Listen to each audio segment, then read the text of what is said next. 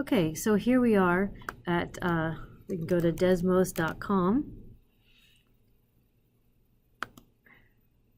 and we're going to click on Start Graphing.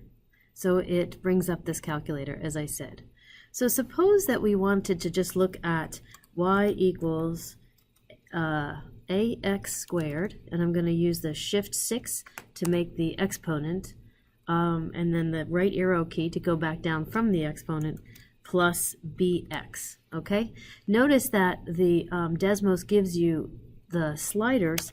It knows that these are sliders because they're variables, or actually they're parameters is what they're called. And now I can move the parameters, and you can see that the graph changes in accordance with that. And so, for example, if b is, it's kind of hard actually when the, right now it increments by tenths. So one of the nice things we can do with the sliders is you can click on the little number over here, and you can change the step to 1. So let's make this go from, b can go from -10 to 10 step 1. Might be a little bit cleaner. So now you can kind of see a little bit cleaner what's happening. Let's do the same thing with a. We're going to make a go from -10 to 10 with a step of 1, just so that we have integrals. And now you can see, well, now it's at 0, okay? Now it's at 1, 2, 3, 4, etc., and then negative.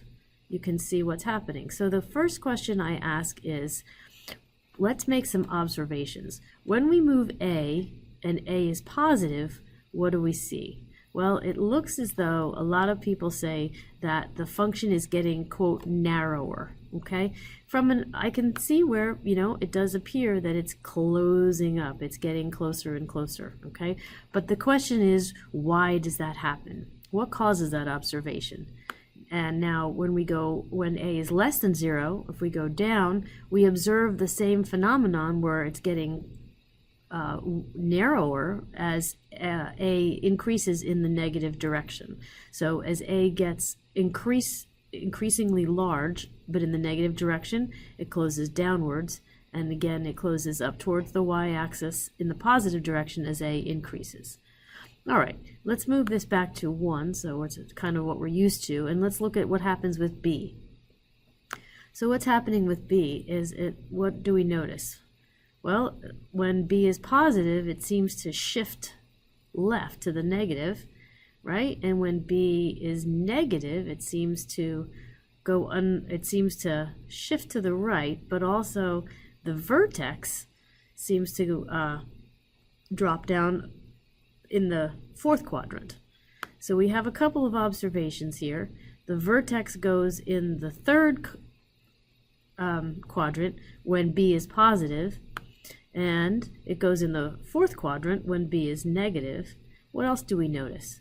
You may notice that it always goes through the origin. So here's some observations that we have.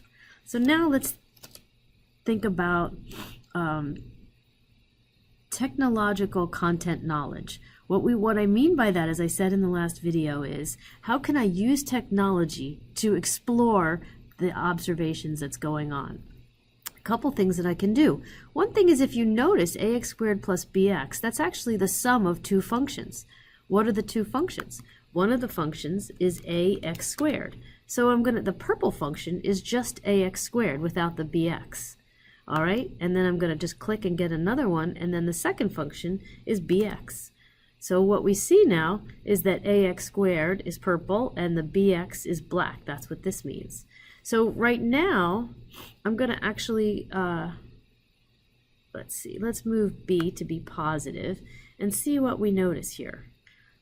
Does this give us any indication as to, for example, what we noticed about the idea of the function getting quote-unquote narrower? So looking at the purple graph here, that's the original function. What happens when we have, the purple one is the ax squared. So as I move a, you can see that both of them seem to increase at the same quote-unquote rate. And for those of you who are recognizing this from calculus, you'll notice that the rate is going to be the derivative of that, which is 2a. But why is that happening?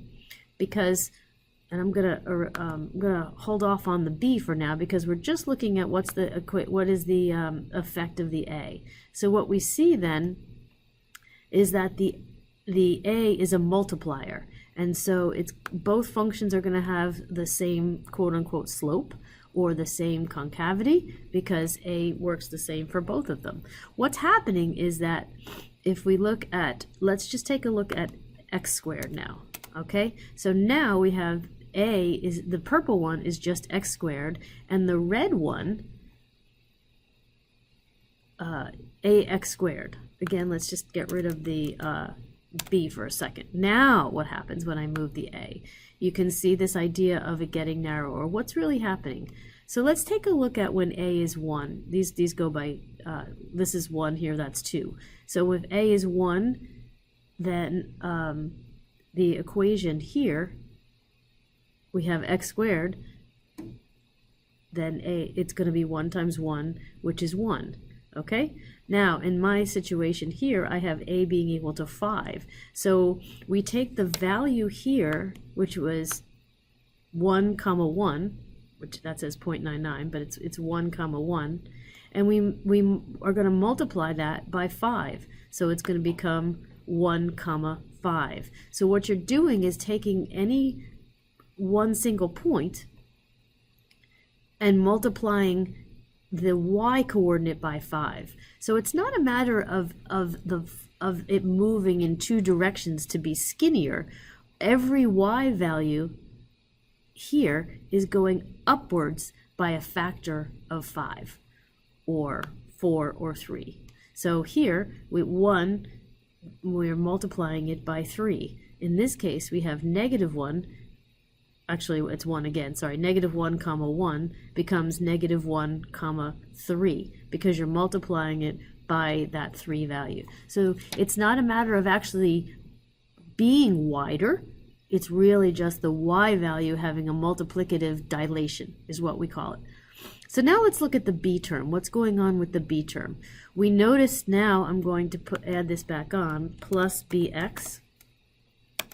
So now we're looking at why does the red function move? So let's make the a go back to 1. Whoops. So now again the a in the here, but what's happening with the b? Let's put this bx value back in. So what happens here? Notice when b is a line.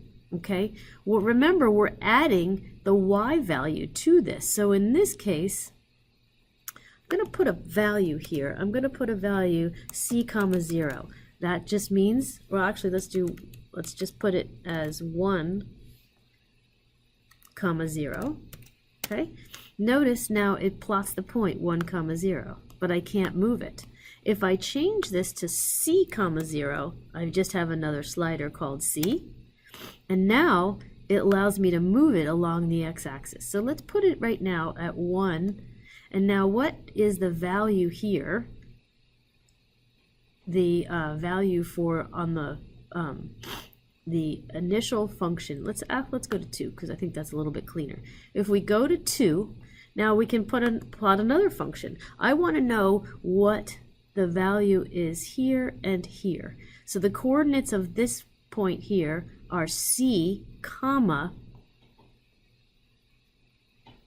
so I put that c comma, and then we want to know what lies on the line, which is bx, right?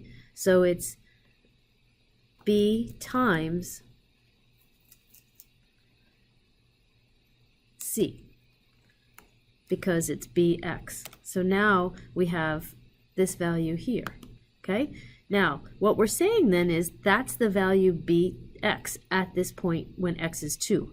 So we take a look at the original function, which is the purple function, which is ax squared, and I'm going to add this much right there.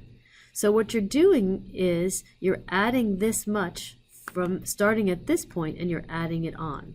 So you can see that as I increase the x, the amount that I'm adding on increases.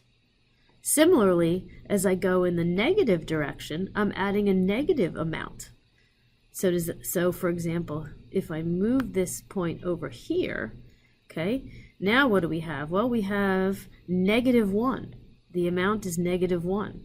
So what we have is we're taking the original function, which is the purple one, but we're subtracting this amount from it. So what's happening now is that this point here gets moved down 1. Okay? Now, what's happening at -2?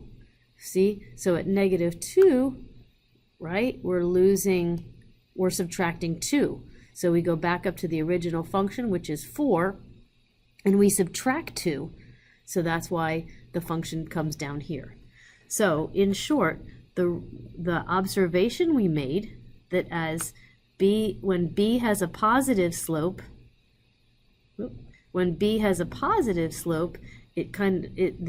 function appears to droop down to the left because you're adding positive amounts on this side of the y-axis, and when x is in the negative direction, you're subtracting values.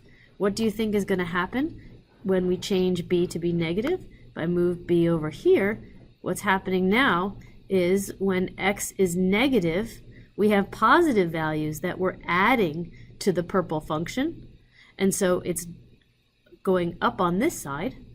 And when we have when x is over here in the positive side, we're subtracting larger and larger amounts from these purple values. So you can see initially it dips down because we have 1 and we're subtracting, but eventually it does get to be moved back up. But still, we're subtracting each time, whereas on this side, we're adding. So what you can notice is the red is on top of the purple on this side, but the purple is on top of the red on this side because we're subtracting. So this is just an example of how you can use technology to break down observations and get into what I call causality. So what I'd like you to do for your homework is you can use ax squared plus bx and just practice writing what I was saying, maybe more succinctly than I did. Or think of maybe you want to do c times a to the x. Notice that no matter what function you use, all of this is going to be the same. Actually, it should be b times a to the x, right? Now you can explore exponentials, or maybe you want to do logs, or maybe you want to do, how about a times the sine of bx, okay? You're going to have to change this one to be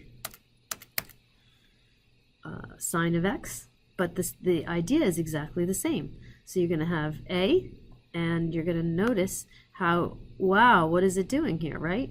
So graphing the function, why is that amplitude increasing? So the same idea holds no matter which types of function that you want to explore.